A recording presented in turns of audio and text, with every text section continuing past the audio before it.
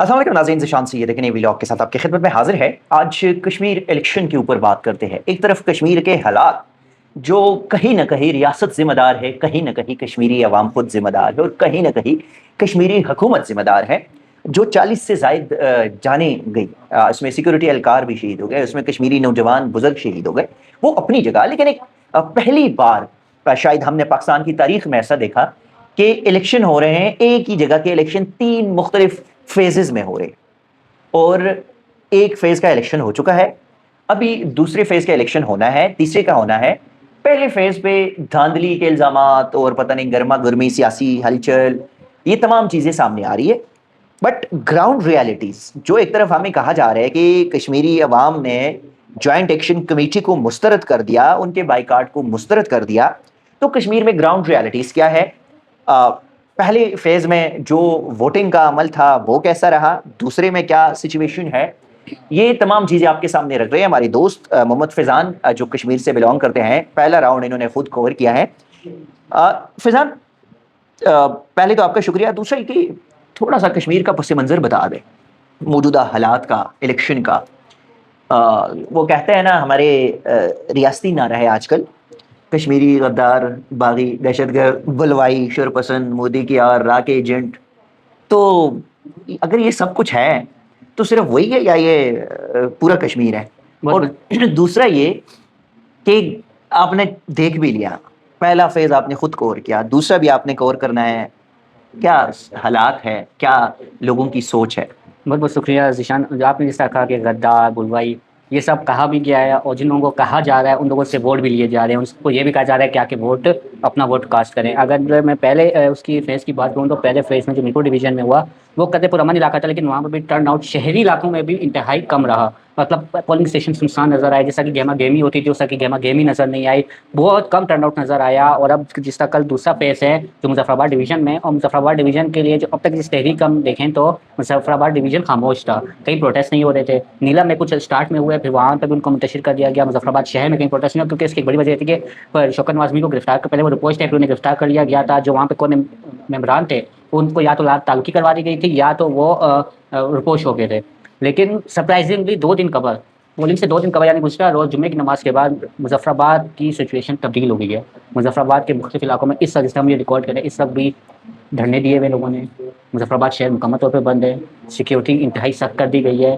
اسلام جو آزاد کشمیر پولیس ہے ان کا موقف یہ آیا ہے کہ کچھ لوگ ہیں، چند لوگ ہیں جو انتخابات کو سبوتاج کرنا چاہتے ہیں، لیکن اوور آل جو سچویشن نظر آ رہی ہے کہ کل بھی میرپور جیسی سچویشن ہوگی، ٹرن آؤٹ کم ہوگا۔ کچھ علاقے ایسے ہیں جہاں پہ ٹرن آؤٹ ہمیں لگ رہا ہے کہ کچھ بہتر ہو، زیادہ نہ ہو بہتر ہو، کیونکہ میں خود کشمیر سے ہو کر آیا ہوں، تو وہاں پہ عوام ہے، چاہے وہ بے شک کسی پولیٹیکل پارٹی سے بھی افیلیٹڈ ہے، لیکن جو ایکشن کمیٹی سے ان کے اختلافات ہیں، لیکن جس طرح طاقت کا استعمال وہاں پر ہوا ہے، قیمتی جانوں کا ضیاع ہوا ہے، تو اب ان کے دل یہ ہے کہ ایک طرف ہمارے جو کشمیری بھائی ہے، ہمارے جو دوسرے علاقوں کے بھائی ہیں، ان کو گولیاں برسائی جا رہی ہے، دوسری طرف ہم سے ووٹ مانگا جا رہا ہے، تو ہم ووٹ کیوں کاسٹ کریں؟ اور اس وقت جو الیکشن ہو رہے ہیں وہ ایسا لگ رہا ہے کہ جس طرح ہم بچپن سے ٹی وی میں دیکھتے تھے کہ مقبوضہ کشمیر میں الیکشن کے دوران وادی میں کرفیو نافذ، عوام نے جو ہے الیکشن مسترد کر دیا، تو لگ ایسا ہے کہ آزاد کشمیر کا یہ جو الیکشن ہے یہ اس کی کاپی ہے، اور یہاں پر بھی کچھ لوگ ہیں جو ووٹ ڈالنے جائیں گے، لیکن ٹرن آؤٹ انتہائی مجھے کم لگ رہا ہے کہ کل بھی مظفر آباد میں امید نہیں تھی، جو گزشتہ روز واقعہ ہوا اس کے بعد سے ایسا لگ رہا ہے کہ ٹرن آؤٹ کم ہوگا، کیونکہ جس طرح سے اچانک سے وہاں پہ لوگ سامنے آئے۔ اچھا، ویسے 2 فیکٹرز، ایک تو چلو یہ بھی ہے کہ جوائنٹ ایکشن کمیٹی نے اپنا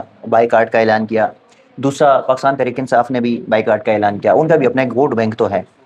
تیسرا کشمیر کی ایک اور جماعت بھی ہے جو الیکشن کا حصہ نہیں لے رہی، جو ریاستی جماعت ہے۔ تو ان تمام چیزوں کے باوجود اگر کوئی حکومت آتی ہے، وہ کہاں پر کشمیری عوام کی یا کشمیریوں کی نمائندگی کریں گے اور کیسے کریں گے؟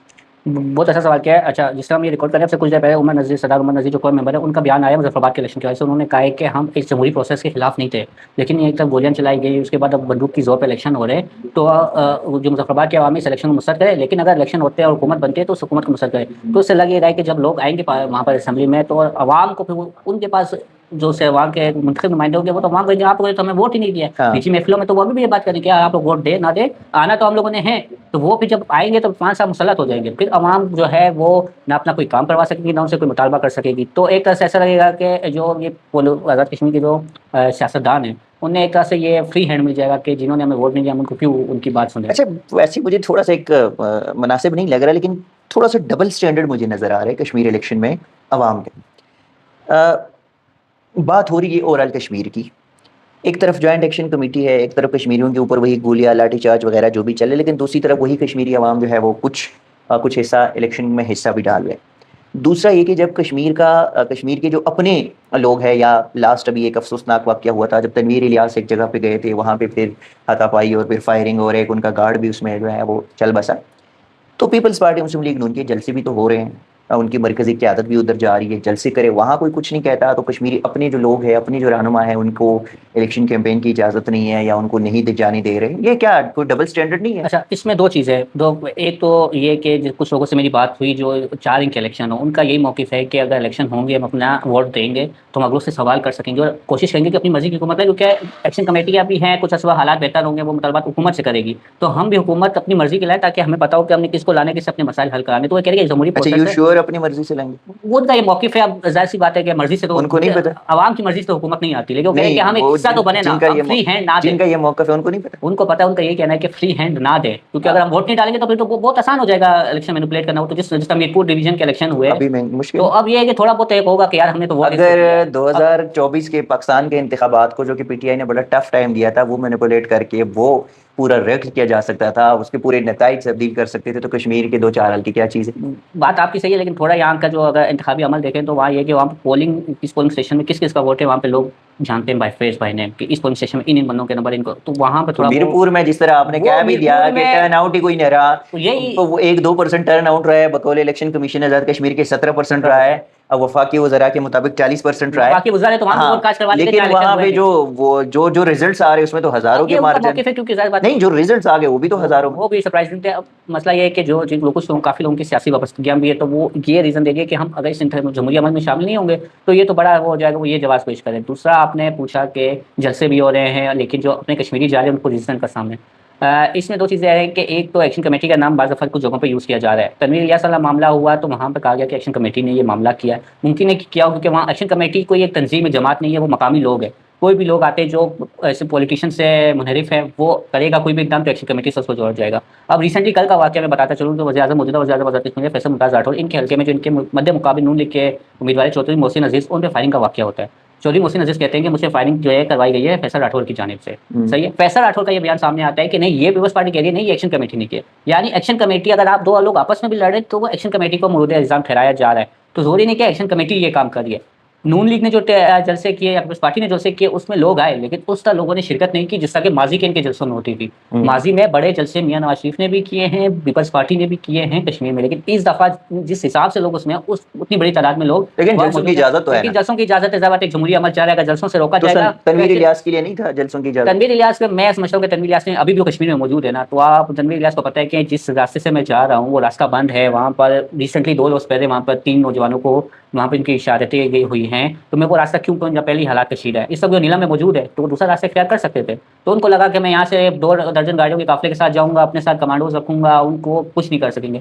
تو بعض دفعہ انسان کو کچھ عقل کا بھی استعمال کرنا چاہیے, آپ کو سیف راستہ چلانا چاہیے. وہ نیلم بھی پوچھے میں وہاں پہ کمپین کریں, تو میں سمجھتا ہوں کہ تنویر الیاس کی اپنی غلطی بھی ہے. اچھا, کیا سمجھتے ہیں ابھی ان کا کشمیری اور ایک صحافی کی حیثیت سے کہ گراؤنڈ ریئلٹیز جو تھوڑا سا آپ بتا رہے ہیں کہ بائیکاٹ ہے, ریاستی جماعت کا بھی ہے, پاکستان تحریک انصاف کا بھی ہے, جوائنٹ ایکشن کمیٹی کا بھی ہے, اور اس کے باوجود چلو ہزاروں ووٹ کاسٹ ہو جاتے ہیں, وہ ووٹ اصلی ہے نقلی ہے وہ ایک الگ بحث ہے.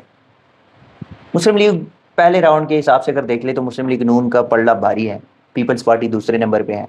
لیکن بلاول صاحب کی تقریری جو ہے وہ کشمیریوں کے حق میں کم اور مسلم لیگ نون کے اوپر گولہ باری زیادہ ہے. کیا وجہ ہے؟ کیا کشمیر جوائنٹ ایکشن کمیٹی کی تقریروں سے یا ان کی ایکشن سے بلاول کو جو ہے وہ گرمائش آ گئی ہے ان کی تقریروں میں؟